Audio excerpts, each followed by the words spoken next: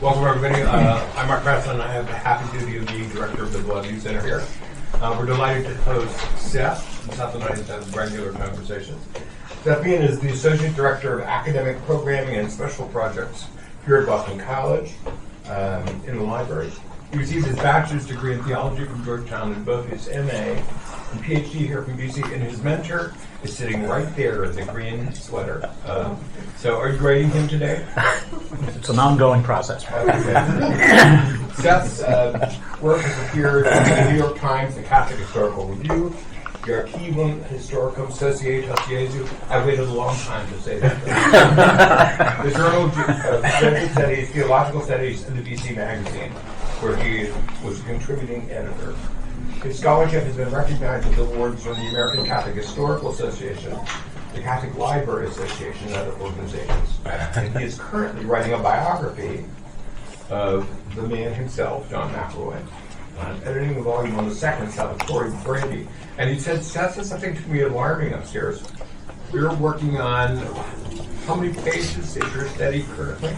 Of McElroy? I think we're on page 3044.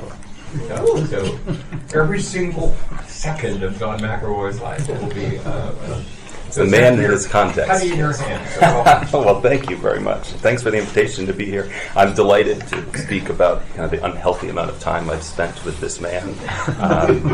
We know him rather well. This is kind of the look I like to wake up to each morning. The timing of this talk is great. I'm in the Feast of All Saints, spending some time with a man who decidedly was not a saint. But also, earlier in September, BC High made the decision to take McElroy's name off the largest building they have at their Dorchester campus because of his ties to slavery. We could talk about that during the Q&A. But what I'd like to do is give you a sense of the man that I've been spending some time with, because when my daughter, who is 16, saw this headline about BC High, she told me, "Dad, your research is relevant." I would like to think, though, that this guy's life has some relevancy beyond the fact that BC High made his decision, or the fact that he even founded Boston College, because what I've landed on is spending so much time with this guy, who by the time he died in the 1870s was the oldest Catholic priest in the country and the oldest Jesuit in the world. And out of those 95 years, I got a great handle on 60 of them. And what I've noticed in this guy's life is how he, I think, came to see himself surely as being chosen by God to live out providential designs through his actions. And I think that recognition happens at a certain point. And I think it changes not just what he did, but how he did it. And that's kind of the focus on what I would like to talk about today. The what of his life would take us many lunches, I think. But the how, I think, is really instructive and perhaps be fodder for a conversation later. Because as one of his colleagues said, when he's living with him, when McElroy's here in Boston, he says, out of all the priests here, he might be the most respected, but this guy is not loved. And I think our guy, McElroy, would have been fine with that. So we'll start at the beginning. He's born in Ireland. He's born shortly after the suppression of the Society of Jesus, which just is helpful context for us that will come up in a moment. But he leaves no residue for 21 years of his life in Brookborough. I visited there, and I think I would have made the same choice that he did. I would have left. He had the ability to do so.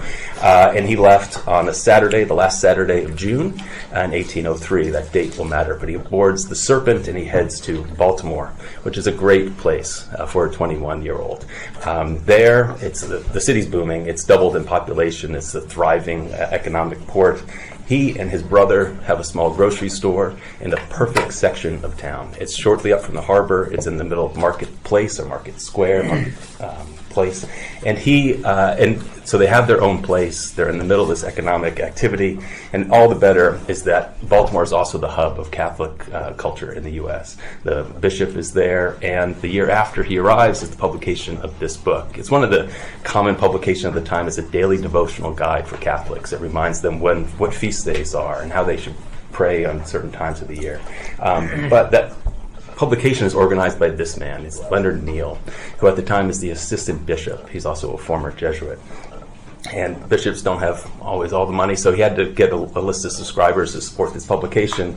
And there, bottom right is our guy McElroy. Okay, so in just a year, he's kind of ingratiated himself in this Catholic culture. He's got what I assume is a business that's doing fairly well. It's in a perfect spot of town, but then he leaves. All right, he's gone before that book is even published, and he goes to Georgetown. And if folks know the geography of Georgetown, he's roughly at 30th and M Street. And he starts in a new business there, but he's working for somebody else. He's living in this guy's store, and sorry for the bad quality of the advertisement, but I imagine this is just boring work. He's selling basically vests, he's selling gloves, and always beer, a lot of beer from Philadelphia. And so it just struck me that he goes from this shop where he's sharing it with his brother to then working for this man. But I think the real pull to Georgetown, which is much smaller than Baltimore, of course, is the Catholic culture that's there. A few blocks away is Trinity Church. This is where he attends masses. And just 2 blocks further from there is Georgetown College with his good friend now, Leonard Neal. In 1805, he starts spiritual direction. And these are the earliest writings that we have. It's his reflections about the spiritual direction that he receives and the readings that he's doing alongside of them. And that starts in the summer of 1805. What's remarkable about these reflections are 3 things. One, they're decidedly unremarkable. He's regurgitating what he's learning, but he's actually learning it, which is great. But it's also his director is his good friend now, Leonard Neal. And then third thing is the timing of this. It's 1805, and it's just at the time that Neal and the ex-Jesuits learn that they can associate with this remnant of the Society of Jesus that's in Russia.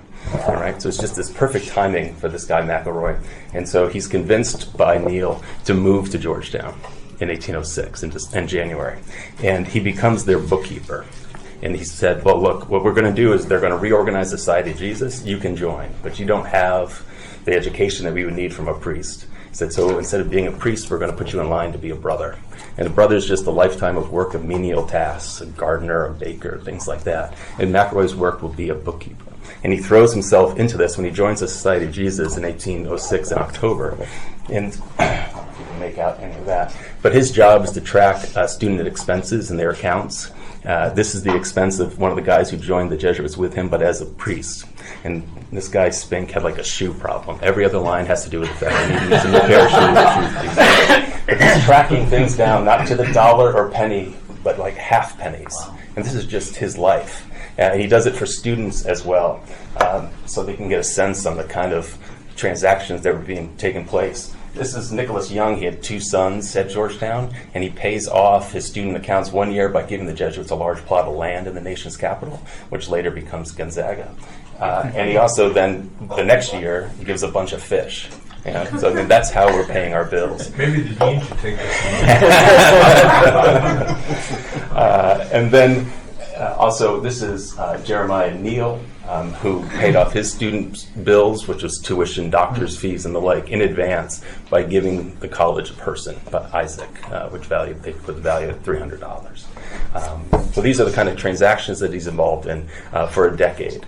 And he's doing this, I think, with joy, to be honest with you. He's part of this larger mission than he was at the Georgetown store. But he doesn't earn a great reputation among his fellow Jesuits and others. He's hounding them for money. He's always in the hunt for the best deal. In his journal, he writes how thrilled he was that he saved a few pennies buying brown sugar from one guy instead of the other. So this is just his life. Until the only few fans that he does have are on the left is John Carroll, who's the Archbishop, and on the right is John Grassi, who's an Italian Jesuit who becomes the local superior. These 2 men share the same problem, which is the Catholic Church doesn't have enough priests. And so Carroll finally says what we should do is look around instead of training these guys, because the training just isn't working. They're not creating the men in the right number. And meanwhile, they're getting Europeans who are priests that just aren't qualified to be in charge of churches. So he said we should look to see who we do have and maybe just expedite them into the priesthood. And that's 1815. They hear from the Jesuit leader in Europe to say, yeah, you can elevate someone who's a brother to become a priest. But they only pick one person, and that's McElroy. That word comes in the summer of 1815, and then Carroll dies soon after. And the entire approval for this guy's elevation was the Archbishop had to be in favor of it. And so his replacement is Leonard Neal, so his old friend. So it's perfect. So they rush his ordination. He becomes a priest in April of 1817. Weeks later, Neil dies. All right. 2 months after that, Grossi leaves. So here he is. He's ordained. He's earned no friends. His only supporters are gone or dead. It takes no time whatsoever for the new superior to issue what is probably the most cold dismissal notice that I've seen, where he just states, your ministry is no longer wanted at the college. Okay? So he is sent to Frederick, Maryland, which at this time is Siberia for the Jesuits. It's isolated. It's not a promotion. And he is sent there because there's a Jesuit who's dying. And the superior says, just go, give him last rites, and we'll send somebody else. Immediately after that, the man who dismissed him dies himself. I mean, there's so much death, so many contingencies in this man's life. There's no love lost between this superior and our man McElroy. This is McElroy's entry of Charles Neal's death, who was the brother of Leonard Neal. And he just says, I've received information that this man died. This is normally how he writes someone's death notice, boxing it, even better, something like this. But no, he doesn't do that. But now he's in Siberia and he's alone and he's unsupervised, and there's a little chaos in the leadership of the Jesuits. So he proceeds to just do things on his own. He taps into a local women's religious community.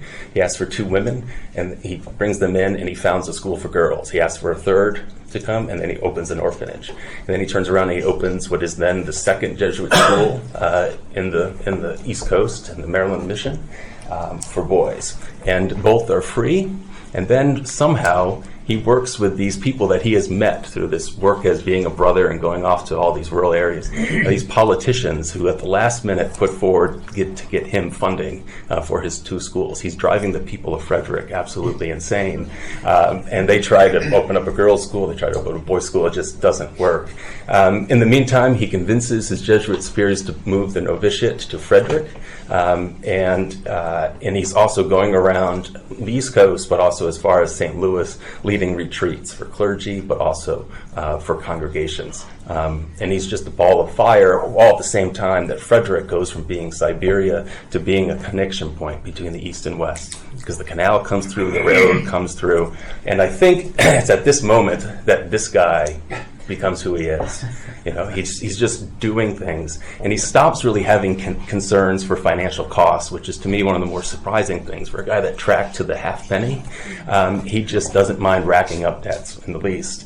And so I think that he could see this is the moment where I think things change for him, because when he left Ireland, he left on that Saturday. All right, ships didn't go on Fridays for some superstition. And they certainly wouldn't travel on Sunday. So if he waited one more day, if the ship didn't have the right weather to leave, that Monday is when a new navigation law was put into place that would have cut the capacity of the ship in half, would have increased the costs. And so a guy like McElroy wouldn't have gone. All right, so maybe that's one thing he thought of in hindsight. I've thought of it. The other thing is, when he went through his spiritual direction in the summer of 1805, and they had just learned that they could reestablish the Society of Jesus in Maryland, word of that had been lost originally. The first letter from Russia to say you can join was actually sent years before, and it's only from Neal and the bishop writing to say, we still haven't heard anything, is it okay for us to join, that the people realized they didn't get the letter, so they resent it. Right? So they should have founded the society a year before, if not earlier than that. And then even here, when he's dismissed, he's not sent to Frederick right away. They say, we want to send you to the rural farms, which is probably a worse destination at the time than Frederick. And McElroy says, I'll go, and he packs up.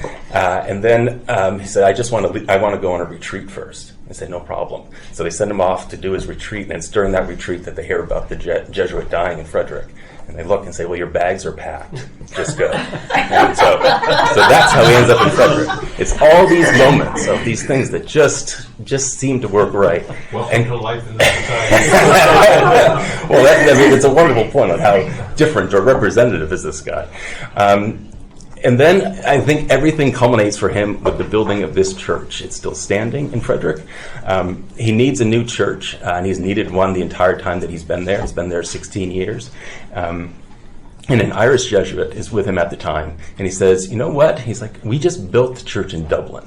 All right, and these are the specifications, and this is the design. It would fit in great here.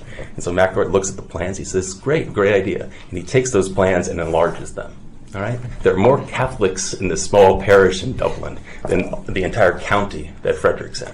But still, he builds something at extravagant cost and goes and he gets artwork from Italy and all this other stuff to build this church. And I just think it's something he becomes something different because he sees what's happening. And this is what he's done. This is a map of Frederick that's after his departure from there. And he's built this little empire at this tiny little intersection. The small alley is 16 feet wide to give you a sense of kind of perspective. So he's got his church, he's got his school for boys that he hopes to feed the novitiate, and he's got his school for girls. Rather quite impressive, you know? And just, it's something that he did, largely on his own. And how old was he at that point? That's a good question. This is 38, so 50, mid-50s, I would say. And so we kind of reached this point in his life where as he finishes building that church and people start to turn to him more and more to do other things, okay? He finishes the church, and his Jesuit superior looks to Philadelphia, and he says, we've got some problems. We're struggling to build a church there. We want you to go and build that church, while also staying in Frederick to lead that congregation. So he commutes back and forth. And one of the first things he does, he visits the first time in Philadelphia, gets a lay of the land. He meets with the citizens who are in charge of building the church. He meets with the architect, and he goes back home. And he comes back with his own architect. He fires the citizens, and he does it all by himself. All the histories of the building of this church never mention his name, and I don't know why. But after 23 years, it's enough for a guy to stay in Frederick, and so he leaves and he goes to Georgetown, but no one knows what to do with him. And then the Polk administration comes calling. They ask a bishop, we need to send 2 Catholic priests down to the army with the invasion to Mexico. So they turn around and they look at McElroy and they say, go. Right? And they send another guy down. His colleague dies, McElroy does not. And he comes back. And the Bishop of Boston has said, I want to start a Jesuit school in Boston, but I'll only do it if he comes. And so they give him this church in the North End, and that's the deal. And so that's when he ends up in Boston in 1847, which looks nothing like Boston now, but that's where he is. It takes him 12 years, and he builds Boston College down in the South End. It's not in a great section of town. He builds something that's equally perhaps out of place as St. John and Frederick. And it's this moment, the buildings have just come together where he can plan to move in, except he gets a letter from the leader of the Jesuits globally. And there's problems in New York. And the bishop there is fighting with the Jesuits, and the Jesuits are in that group aligned with France. So these French Jesuits fighting with the bishop in Boston, who's from Maryland, who knows McElroy, who's known him for 2 decades. And the bishop says, I want McElroy to come to fix this. And the Jesuit superior in Rome learns of this, and he writes to McElroy in French. My guy can't read French, but he writes about the problem, and he says, you are the providential man. And I'll tell you what, when I read that line, I got goosebumps because someone said the quiet part out loud. But we came so far from this, which is the greatest part. And I think McElroy would have read that letter, probably misunderstood everything except for that one line, and said, about time. And so he goes and he resolves the situation, kind of, in New York. But the point is that I think this is a guy who saw himself as the providential man. Others saw him as the providential man. And so that's why I think he could found BC as he did. I think he had the courage to do it when I can't think of any one of his other colleagues that would have tried to have built a Jesuit school in Boston in the 40s and 50s of the 19th century. But I think that there was a cost at that, and we could have pithy little stories about how we kind of mistreated people, and he was rather brusque. But there's the entry of the guy's death in his journal is one thing, just of him being a little vindictive. But a quick story about Holy Cross. McElroy hated Holy Cross from the very beginning. It's everything against what he thought a Jesuit school should be at the time. He wanted day schools in cities where priests could teach during the day and minister in the afternoons and on the weekends. He didn't want a boarding school kind of tucked away. And so soon after he moves to Boston, Holy Cross burns. All right? I don't have a record of him saying, thank God. I think there's a good chance. But he did say he was one of the many Jesuits who didn't want to reopen it. But they do anyway. And the Jesuits in charge of rebuilding Holy Cross go on a fundraising tour. They go church to church to church. And they write to McElroy, who's still in the North End at that time. They say, can we come? Right? You've got the biggest church. You've got the most generous church. And he says yes. And so one guy writes a letter to his provincial saying, you'll never believe it. But McElroy said yes.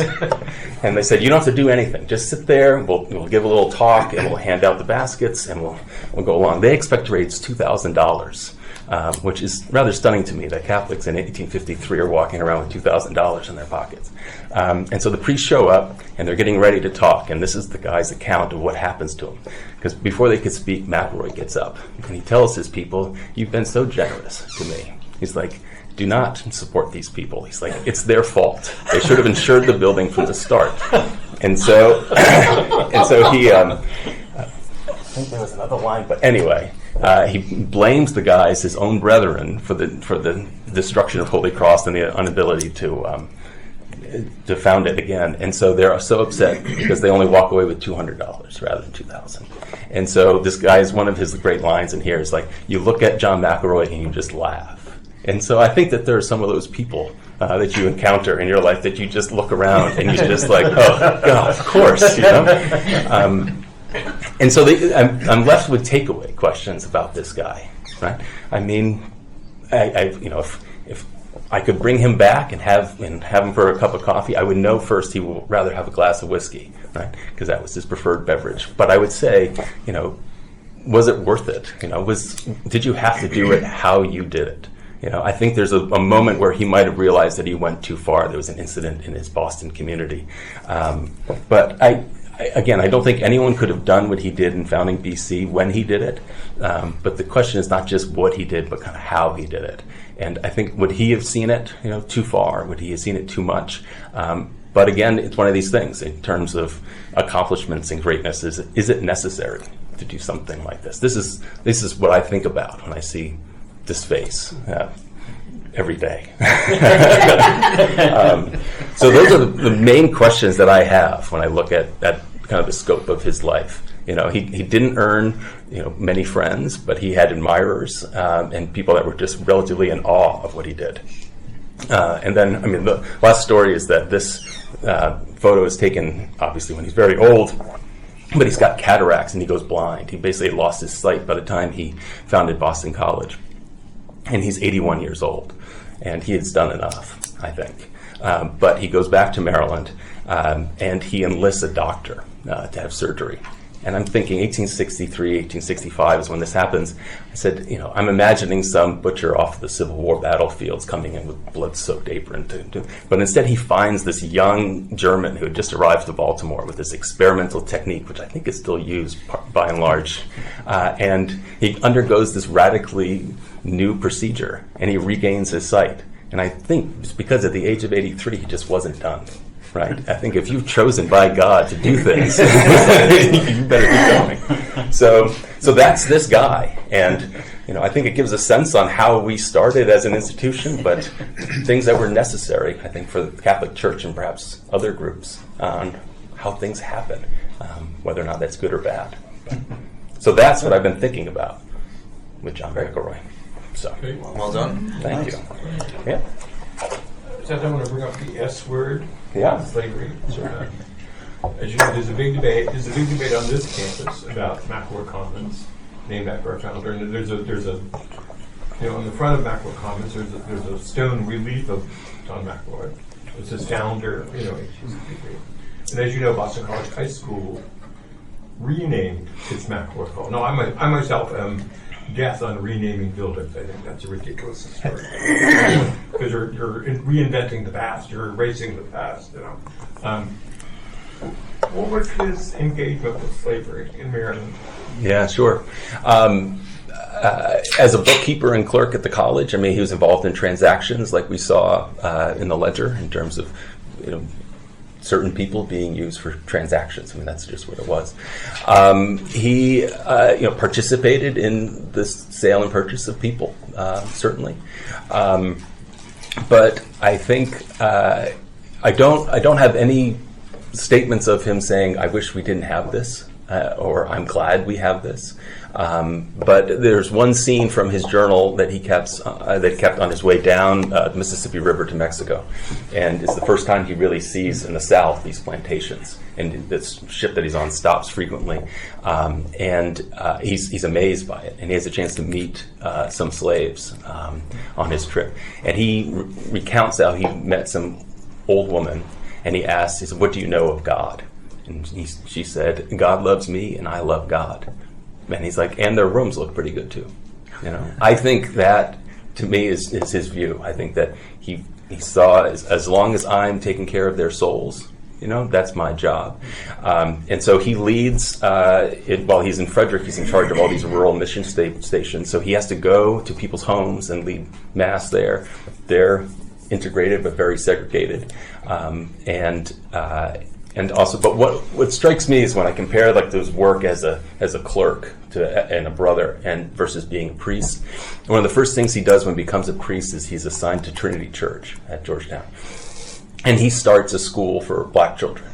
And I'm not saying that makes him a saint and we should celebrate him today, but as a brother, he had no choice of what he was doing. So to look at his actions then and as equal to later, I don't think makes much sense. So, I mean, it's unavoidable, slavery at that time, to be bumping up against it and participating in this institution in some way. He's had his experiences, but whether or not you take a name off. My doctoral student, Danny, presented a paper, and some innocent doctoral student, not in historical theology, said, well, was he an abolitionist? And Danny started laughing and said, the abolitionists were also rabidly anti-Catholic.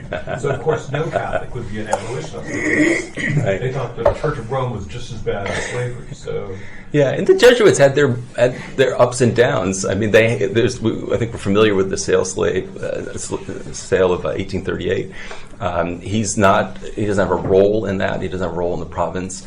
But there was a motion earlier that when the Corporation for Roman Catholic Clergymen wanted to manumit all their slaves in whatever it was, 1809 or something like that. So it was. I don't know what to do with them on it, to be honest with you. I like to play it straight. How many of the 3,000 pages have to do with slavery? Well, I'll tell you, the book I'm writing, I mean, it's everything, and it won't be printed as it is. But I think that I don't treat slavery as a chapter. I treat what it is. It pops up in his life at different points. Less so in Boston than it did while he was in Frederick, that's for sure. Are you willing to take questions? Oh, of course. Anything. How did he play out the last 10 years after he got his sight back? He ends up losing it again. Yeah. And he's largely confined to the novitiate that he had built. And so the year before he dies, there's a wonderful profile of him in a New York newspaper. Some person comes down because they want to see the oldest priest in the country. And the guy walks in, and I wish it were better written. I've been trying to mine it for gold, but he walks up to the novitiate, which is, it's cracking on the outside. Oh, man, I can use some imagery there. But he walks in, and there are pictures and paintings on the entry foyer kind of thing on a table. And it's, I think it's Ignatius, I think it's the Pope, and it's McElroy. And he was just dusting those off. And so he's there, and the guy says, "I'd like to interview you." And McElroy says, "My life is not that interesting. I have nothing to say." He said, "Please." And so McElroy talks for 2 days about himself. And so they're walking around the the complex, and they're walking around what he's built. And he said realized he didn't need a guide. He said he just walked around. He knew the place. So he's stuck in his room, and he spends. I think the death for him is very slow. There's some scenes of the young novices sitting there reading to him. So that's his life. So. But he did have a large party. They had a party for him I think it was the 50th anniversary or something like that of his ordination. So, sorry. No problem. You touched on this a little bit, but could you say a little bit more about like his initial vision for Boston College and what he imagined for the school, and if you had to speculate, what he would say about the school today and its priorities and stuff like that? Yeah, sure. Good question. So this is the extent of BC. The image here, the church is much, much larger than anything else. The Jesuit residence is in the front, and behind it ran the school building. And I think there's an explicit connection of what he's making. Like everywhere he looked, I think I counted 7 different places in Boston where he wanted to build BC before, just out of desperation, he ends up there. Every place will have a church attached to a school. They fed each other. And so, it's all boys, often very young boys, with the 7-year program that the Jesuits ran, that the further along you went, the more likely it was going to be that you were going to become a priest.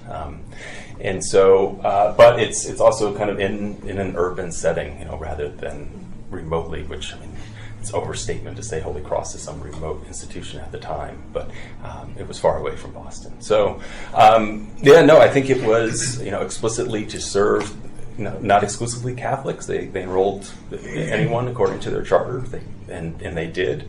And that was the same model that he had brought with him from Frederick. It was the same thing, attached to the church, anyone could enroll. It's funny to think about,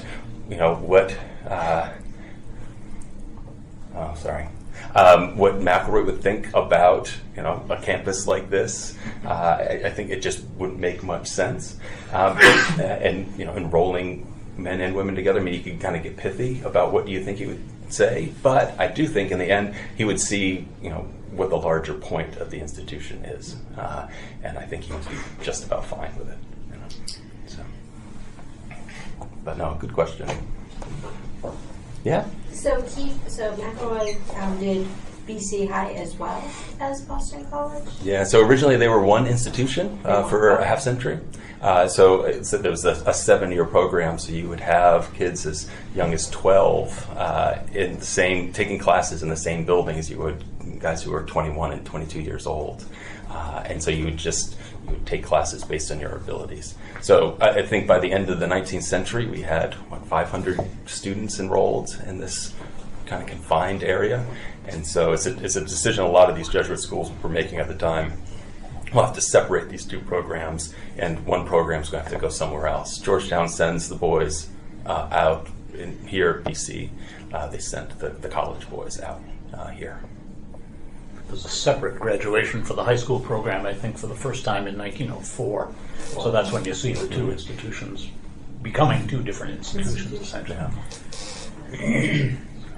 Seth, when did you think the Jesuits realized that the downtown campus was too small? Like, what year would have occurred to them? I would probably say it was Mullen in the mid-1890s, I would say. There's a reformist president, and the guy who ends up moving the college out here is on the faculty at the time. And this reformist president wants to separate, and so that for a while they were going to put BC down in Dorchester or something like that. I think they had some problems with it because as they're making this decision, that's when Harvard makes its decision that BC students aren't really college graduates and they can't apply to law school. They can only apply to the college. Could you talk about it? I mean, that's a very famous case. But sure. I'll yield to Jim. You wrote the article. Well, my Reader's Digest version of that always is that Harvard announces it's not going to admit Boston College graduates to the law school because a Boston College degree is not a real college degree. And the Jesuits rise to the defense of the ratio system. We've been doing this for 300 years. We know what we're doing. They get Harvard to back off eventually, and so they win the argument, and they realize that Harvard was right. and that there has to be a clearer distinction between the collegiate program and the undergraduate program. Yeah. So it's hard. And all to- that's in the 1890s. Right, and it's hard to defend, the program that you have while at the same time breaking it apart and separating the two institutions. So the timing is pretty awful for Mullen, who wanted to separate the schools, and so the person who did it was Gasson, the first year he's president. Were there other Jesuit schools that had gone through that separation prior to BC? So were they really trailblazing? Good question. No, I don't think it's trailblazing, to be honest with you. I think that it's largely happening at that time. Xavier in Cincinnati does it at almost exactly the same time, as I remember. Yeah. So that's just one example. Yeah, but that's a good question. I haven't seen that. Yeah. Your description of Frederick and all he did there really makes me feel like almost what he did, and you sort of intimated, what he did in Frederick was almost as impressive or more impressive than his founding of BC. I haven't been to Frederick numerous times myself, and that church is an amazing church, and yet Frederick is not convenient to DC, not convenient to Baltimore, despite later infrastructure. And I don't know, that's just my observation, but I'd love to get more of your thoughts about that. Yeah, I think if you were to pick a place to create a Jesuit hub that would have a really, really large church, to have a school, to have a girls' school, and to have a novitiate, you wouldn't have picked Frederick. I think it's one of these things that he didn't pick where he went, but he made it, and it benefited, of course, because the canal comes in soon after, and the railroad, which, if anything, gives him access to laborers, especially Catholic laborers who are getting paid cash. He spends weeks hanging out in the canals, leading services in the woods, much like he probably had when he was a kid in Ireland, and he's just walking back with the money he needed to build that church. So, he needed that in order to build what he did. But yeah, I think that was, for me, one of the outcomes of this project was, study this guy because he founded this place. Well, not really. There's a lot of other stuff that I think you're right. Frederick was just as impressive, given the real complications of it. But in the end, what I like is that he finally leaves after 23 years, and each year, his school year closes, and he writes about the public exhibition and the crowds that come and the great work by the students. And his successor comes in and has his first graduation ceremony, and he writes back to his provincial. He's like, nobody comes to this, and so I think there's a kind of myth making that he did, but it's undeniable what he established there. But he leaves it with crushing debt. And it consumes them for a while. The school doesn't thrive after he leaves, and BC too. I mean, he saddles it with massive debt where they can't even open because of it, without doing some fundraising first. I'm sorry, it might be a little bit in the weeds, but when you're talking about the Neals, now the Neals, they're an old line English Catholic family, right? In Maryland. Yeah. Was there a lot of tension between the Irish coming in and the old line English Catholics, or was that sort of superseded by religion? Yeah. Well, that was awesome. Good question. I've been living in the weeds, so bring it to me. I think there's great tension, not necessarily with Irish for McElroy's time, but basically the Europe imports that are coming in. Grassi, who I mentioned, is one of them, right? I mean, they tried to have their homegrown Jesuits, but there are these guys coming in, and there's a real culture clash, and it goes on for decades. Especially more so in the 1840s, because a lot of these guys are leaving Europe in McElroy's time in the 10s and 20s and 30s by choice. It's when you're dealing with the revolutions and they're getting kicked out. Then they're coming into contact with local Catholic and local Jesuits who are very happy, living in a republic. Meanwhile, these Europeans who are exiles have had very different experience with republics, and so that's a much later story, but I love that one too. I can give you a good book on that one. Yeah. Sticking with geography for a moment, you said the Jesuits in the U.S. got the word from Russia. Yeah. Yeah. How's that all? Yeah. Good question. Didn't know how much to even mention that because it's pretty complicated. I don't want to do another handoff, but there's a remnant of the society that survives under Catherine, because the Pope's oppression of the Jesuits is ordering basically civil leaders to suppress this and bishops to suppress suppress the order. And Catherine had just acquired the land where these Jesuits were and sees that they're running schools for free. And why would I want to stop these guys? And so they survive. And the Pope who suppressed the Jesuits dies a year after he does so. Providential. And there's there's kind of a wink and a nod that the Jesuits can keep going. And it's in 1801 that they get a more explicit, what you're doing is fine. We're not going to restore the society as a whole. And that's when people in England start up again. And the English basically tell the guys in Maryland, I think we can do whatever we want. And so they finally get that permission. So I think there are 3 Hoyas in the room here with us, maybe more. The Georgetown are you a Hoya? Yeah, I'm not a lawyer. No. That's I didn't hear what you said. I just had a question. Oh, sure. Sorry, one thing that caught my ear when you spoke about the effort to have a collection on behalf of Holy Cross, and the way that McElroy spoke and said, the phrase that caught my ear was when you said that he said, well, they were foolish. They didn't have insurance, so don't help them out. It was their own goof. I wonder if in your research you also talked about where he was doing the bookkeeping down to the fraction of pennies, and then he reaches a certain point where he's kind of, you could argue, like spending in a giddy fashion. But I wonder, in what you researched, did you find that did he have some sense that because I'm penny wise, I get to do it? Did he think he knew how to leverage? Because I know how to do with fractions of pennies, I know what to do with the big numbers as well. Was there some sort of that's pretty good. Hubris with that? I wonder how that played into his personality. No, that's good. And I think so. And I think, there's a larger sense of, well, God will provide. I'm building a church, so let's not worry about it. But on the insurance thing, he learns from his experience in Frederick. It's a very tight, compact place, and fires break out. And so he does get insurance on this. And so that's why I think he's so mad that these guys in Worcester didn't. Because the year after he leaves, months after he leaves Frederick, there is a fire, and it burns down the girls' school. And so, I think it's experience on some sense. But I like the penny wise, pound foolish. Yeah, just sort of bump up against that. And I wonder if he said, well, no, I know what to do with the pennies, so let's open the lane up here. Right. Let me run. Yeah. Oh, that's very good. So by the early 20th century, Georgetown is moving in the direction of becoming an elite institution for wealthy people. But I guess, do you have any sense of, in terms of there's the old Anglo aristocracy with the Carrolls and people like that in Maryland, sort of very wealthy Catholics who came here in the original settlement of Maryland.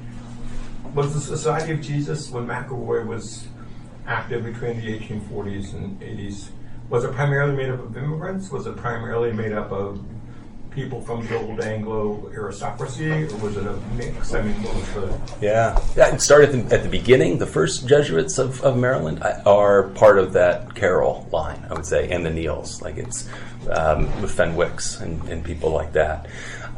So Jesuit snottiness. Well, it's the luxury that you have for supporting your son's education that long. And what I like about those first Jesuits is that, McElroy's keeping the books. All of them who end up becoming our scholastics, who are going to be priests, are former students at Georgetown, and some of them are teaching. So you can see what their payment was. I think for the year they got paid $160 or something like that. But they're racking up massive debts themselves. And all of them join the society in debt to the college, and all of those debts are paid off. And I think with the pen rather than with actual money, to be honest with you.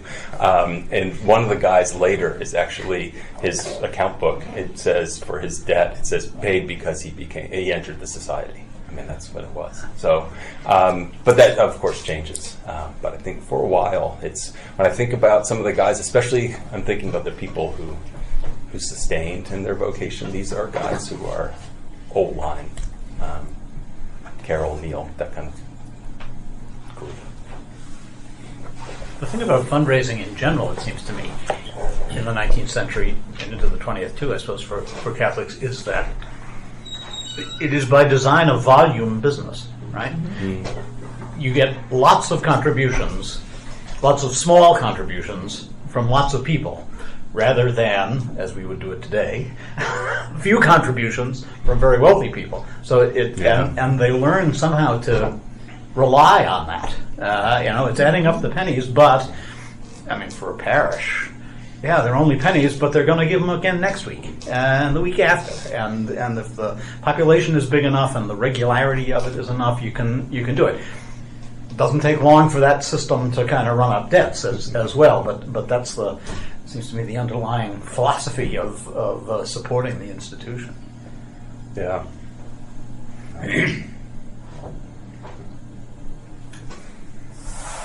Thank you, Seth. You're welcome. Thanks for having me. Thank you so much. Appreciate it. Thank you all.